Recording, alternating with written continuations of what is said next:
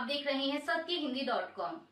एक नजर अब तक की सुर्खियों पर। अमेरिका के राष्ट्रपति डोनाल्ड ट्रंप ने टैरिफ को लेकर नई घोषणा की है। इसके मुताबिक अमेरिका में आने वाली कारों और कारों के पार्ट्स पर 25% टैरिफ लगाया जाएगा। वहीं ट्रंप के इस कदम से ग्लोबल ट्रेड वॉर शुरू होने की आशंका बढ़ गई है। मीडिया रिपोर्ट्स के मुताबिक ट्रंप ने कहा है कि नए टैरिफ 2 अप्रैल से लागू हो जाएंगे। कारों के पार्ट्स पर यह टैरिफ मई या इसके बाद से शुरू होंगे। राष्ट्रपति ने यह दावा किया कि उनके इस कदम से कार इंडस्ट्री में शानदार बढ़ोतरी देखने को मिलेगी। उन्होंने वादा किया कि इस कदम से अमेरिका में रोजगार और निवेश भी बढ़ेगा। लेकिन वहीं विशेषज्ञों की राय इस मामले में कुछ अलग है। उनका मानना है कि ट्रंप के इस कदम से अमेरिका में महत्वपूर्ण कार प्रोडक्शन अस्थायी तौर पर बंद हो सकता है, कीमतें बढ़ सकती हैं और सहयोगी देशों के साथ संबंधों में तनाव आ सकता है। तमिलनाडु के मुख्यमंत्री M.K. स्टालिन ने उत्तर प्रदेश के मुख्यमंत्री योगी आदित्यनाथ के हालिया पॉडकास्ट पर करारा जवाब दिया है। उन्होंने कहा है कि हम वोट के लिए दंगे की राजनीति नहीं करते, इसलिए यूपी सीएम को हमें लेक्चर नहीं देना चाहिए। दरअसल आपको बता दें कि सीएम योगी ने ANI के एक पॉडकास्ट में तमिलनाडु की सत्ताधारी पार्टी DMK पर खूब निशाना साधा था। उन्होंने कहा था कि जब भी उनका यानी DMK वोट बैंक खतरे में होता है तो वह विभाजन करने वाली राजनीति करते हैं।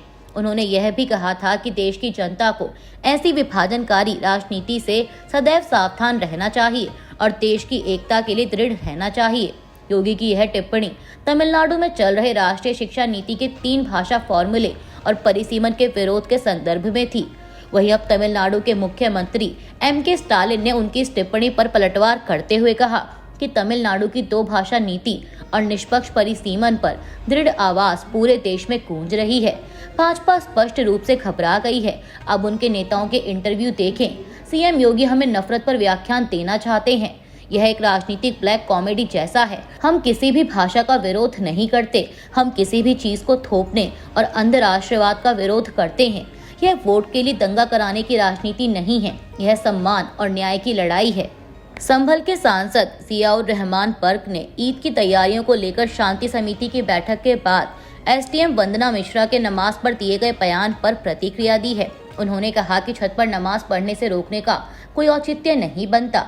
छत कोई सरकारी जगह नहीं है, एक व्यक्ति की विशेष जगह है। अगर वह अपने घर पर भी इबादत नहीं करेगा तो वो कहाँ इबादत करने जाएगा। बर्क ने आगे कहा कि इस तरह की पाबंदियां लगाना धार्मिक स्वतंत्रता का अधिकार छीनना है।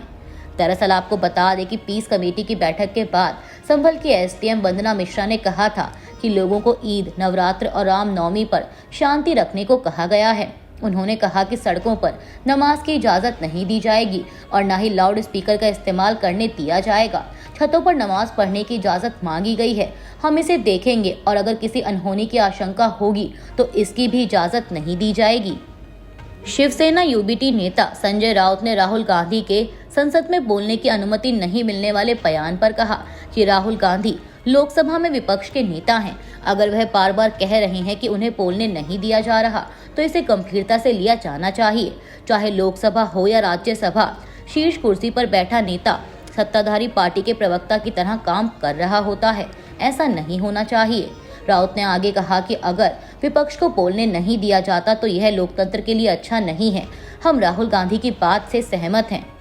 बीजेपी के अल्पसंख्यक मोर्चा ने महाराष्ट्र में गरीब मुस्लिम परिवारों को सौगात मोदी नाम की किट बांटी है, जिस पर महाराष्ट्र सरकार में मंत्री नितेश राणे ने पत्रकारों से बात करते हुए कहा कि बीजेपी ने कभी यह नहीं कहा कि हम राष्ट्रभक्त मुसलमानों के खिलाफ हैं, लेकिन जो मुसलमान देश में जिहाद करता है और हमारे देश को इस्लामी राष्ट्र बनाने की कोशिश करता है, जो हमारे त्योहारों के दौरान पाकिस्तान जिंदाबाद कहता है और हरे झंडे लहराता है, उस जिहादी मुसलमान के खिलाफ हम लोग आज भी हैं। नितेश राणे ने आगे कहा कि यह योजना राष्ट्रभक्त मुसलमानों के लिए ही है। हम जिहाद करने वालों के खिलाफ कल भी थे और आज भी हैं। अमेरिका के राष्ट्रपति डोनाल्ड ट्रंप ने टिकटॉक एप्लीकेशन को बेचने के लिए चीन के सामने एक प्रस्ताव रखा है। उन्होंने कहा है कि इस शॉर्ट वीडियो ऐप को बेचने के लिए होने वाले सौदे को सुनिश्चित करने के लिए वो चीन पर लगाए गए टैरिफ में कटौती कर सकते हैं। आपको बता दें कि इस शॉर्ट वीडियो ऐप के मालिक एक चीनी कंपनी बाइट डांस है। ट्रंप ने यह भी कहा कि वो इस प्लेटफॉर्म के किसी गैर चीनी खरीदार को ढूंढने के लिए 5 अप्रैल की समय सीमा को बढ़ाने के लिए तैयार हैं। आपको बता दें कि इससे पहले बाइडेन प्रशासन के तहत टिकटॉक पर प्रतिबंध लगाने के लिए एक कानून पास हुआ था, मगर जनवरी में ट्रंप ने सत्ता में आने के बाद इस कानून को लागू करने में देरी की। यह कानून साल 2024 में बना था, जिसमें एप्लीकेशन को बेचने या इस पर प्रतिबंध लगाने के लिए राष्ट्रीय सुरक्षा का हवाला दिया गया था। वहीं अब इस बीच ट्रंप ने बुधवार को पत्रकारों से बात करते हुए कहा कि टिकटॉक को लेकर चीन को भूमिका निभानी होगी। मुझे लगता है कि वे ऐसा करेंगे। हो सकता है कि मैं इसके लिए टैरिफ में थोड़ी कटौती कर दूं या कुछ और, ताकि यह काम हो सके।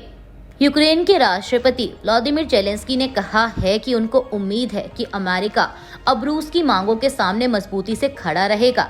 दरअसल रूस ने काला सागर में युद्ध विराम की शर्त के तौर पर खुद पर लगाए गए पश्चिमी प्रतिबंधों को हटाने की मांग की है। इस बीच राष्ट्रपति जेलेंस्की ने बुधवार को पेरिस में हुए एक पैनल इंटरव्यू में यूरोपीय पत्रकारों से बात की। इस दौरान पत्रकारों ने जेलेंस्की से सवाल किया था कि क्या अमेरिका रूस के दबाव का विरोध करेगा। इसके जवाब में उन्होंने कहा कि मुझे आशा है कि ऐसा होगा। ईश्वर करे कि वे ऐसा करें, मगर हम देखेंगे।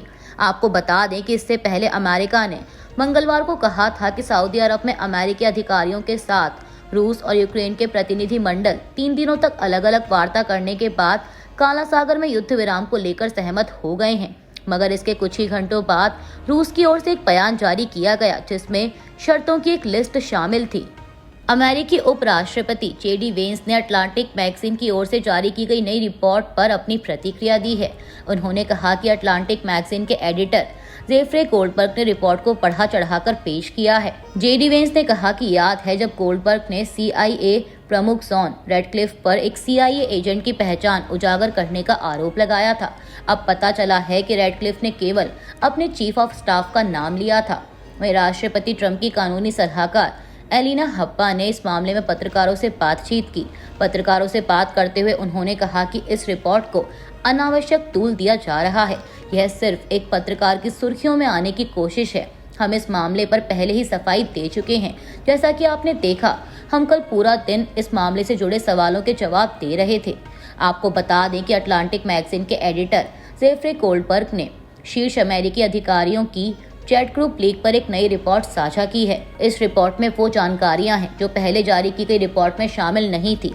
दरअसल इस ग्रुप में यमन में ईरान समर्थित हूती ग्रुप पर हमले की चर्चा चल रही थी, जिसे लेकर ट्रंप प्रशासन के वरिष्ठ अधिकारियों ने कहा था कि सिग्नल ग्रुप चैट में कोई गोपनीय जानकारी साझा नहीं की गई थी। अभी के लिए बस इतना ही। बाकी की खबरों के लिए जुड़े रहिए सत्यहिंदी.com के साथ। Copyright disclaimer under Section 107 of the Copyright Act 1976. Allowance is made for fair use for purposes such as criticism, comment, news reporting, scholarship, and research. Fair use is a use permitted by copyright statute that might otherwise be infringing.